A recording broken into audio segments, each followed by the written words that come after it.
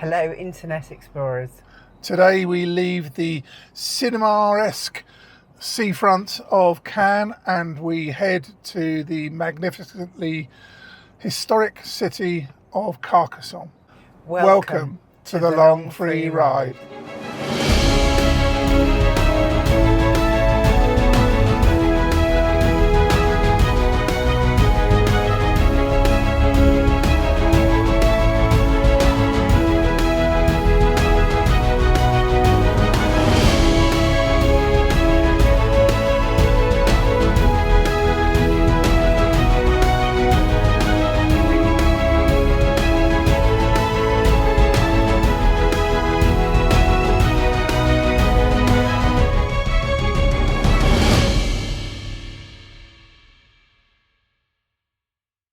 Having planned the route in the software, it told us that it was going to be 4 hours, 20 minutes of driving and needed 3 charging stops for just under 2 hours. So that's a total travel day of about 6.5 hours effort.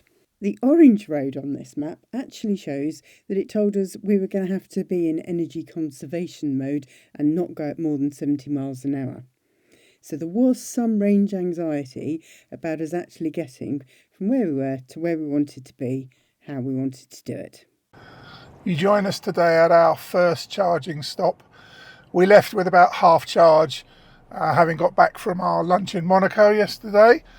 And we're currently at a very sort of nice hilltop service area, really, called an Aire de Campenre.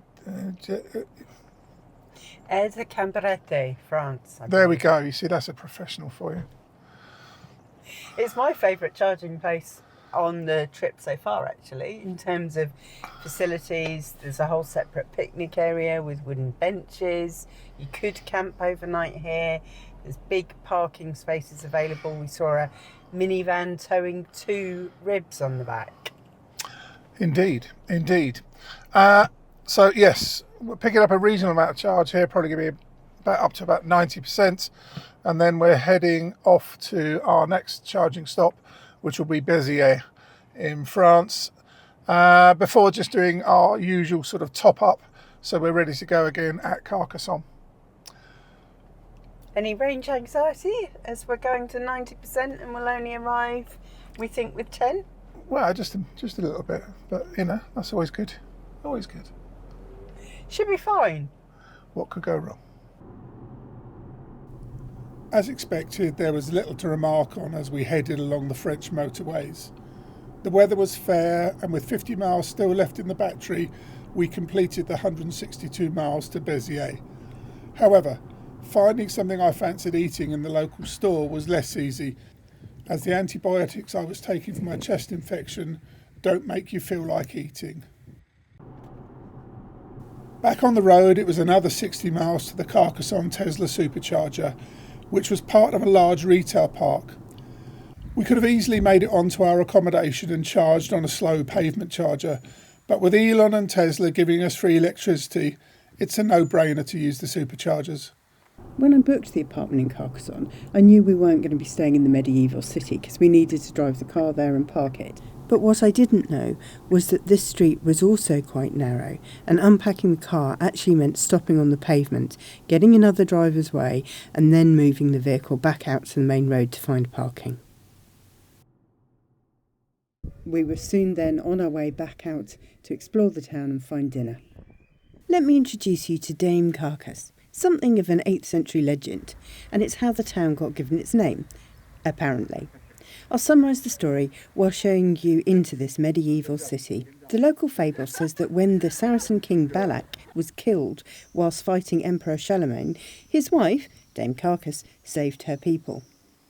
They'd been under siege for 5 years, and the last defenders were dying of starvation. The remaining population had a measure of wheat and a pig left to eat, but that was it. Her ladyship then came up with a plan. She decided to force-feed the pig with the remaining wheat and then throw it over the rampart wall. When it hit the ground, the stomach split open and the wheat was seen by the opposition fighters. A message was then sent up the ranks to Charlemagne himself, basically saying that the war had served no purpose. Clearly there was so much wheat still within the walls of the city that they were feeding their pigs with it. In seeing the enemy retreat, Dame Carcass called over to Charlemagne to make peace. And to do this, she ordered the trumpeters to sound, which in French is Carcassonne.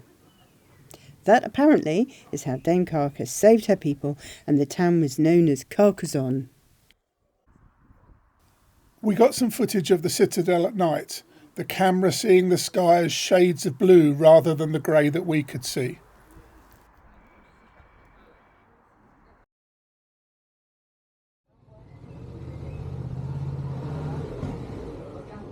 The following morning we made our way back up to the citadel.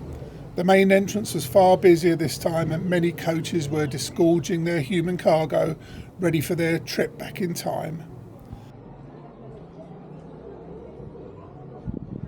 We had a walking tour booked, and once we'd all arrived we set off, initially to look at the outer walls. It turns out you can tell a lot about who built them, by how they built them and how the poop chutes work. Ducking back into the citadel's narrow walkways, it was easy with the high walls to lose your bearings. Often the only clue that you were heading towards the heart of the citadel was that you were going uphill. Still being part of the group tour meant that we quickly navigated our way through the cobbled streets and up to the church. The buildings of this era were actually taxed based on their ground floor space. So often that was kept really small, and it was the first floor where they built larger spaces for living in and therefore had an overhang.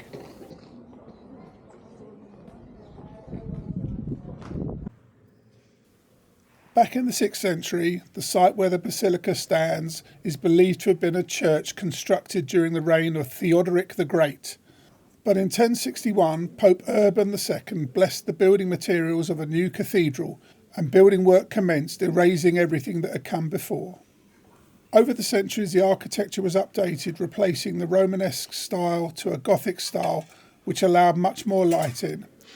It remained the Cathedral of Carcassonne till 1803, when that honour was put to another cathedral in the city outside the citadel walls. Presumably the parishioners were fed up of walking up the top of a windswept hill in the middle of winter. But just when you thought it was forgotten, the Catholic Church elevated it to a minor basilica, trumping the cathedral in the city. It is dedicated to the saints of Nazareth and Celsus, of whom little is known, so I'll leave it to you to make up your own backstory for them.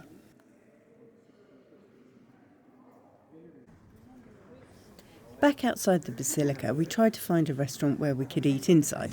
However, all we could manage was a very cold table outside. Although the citadel is still lived in, property is really expensive, and the occupants must do it just for a unique lifestyle, as many modern amenities are just not available. Taking a look at the shop windows shows the place to be more of a living museum, catering only really for the visitors. We headed out of the citadel's second entrance that looks out over the modern city. And with aching feet, we were quite glad it was all downhill from here.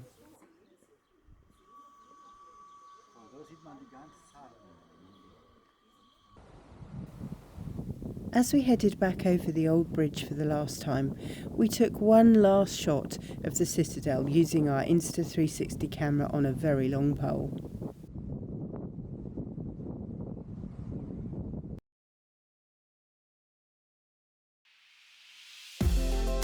For those of you that love the stats as much as I do, here they are. In this episode we covered 291 miles, which is 467 kilometres. We put 148 kilowatts into the car and stopped 3 times to charge. The total time stationary was only 1 hour and 57 minutes. Because we were using the Tesla charging network, it cost us nothing.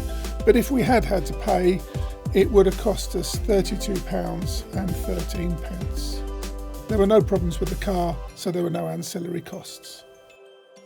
Now let's add that to the grand total for the trip so far.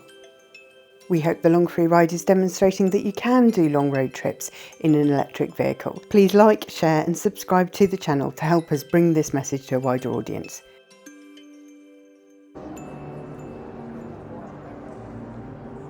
Next time on the long free ride, we visit Barcelona's Sagrada Familia. Just 2 years until it's finished now.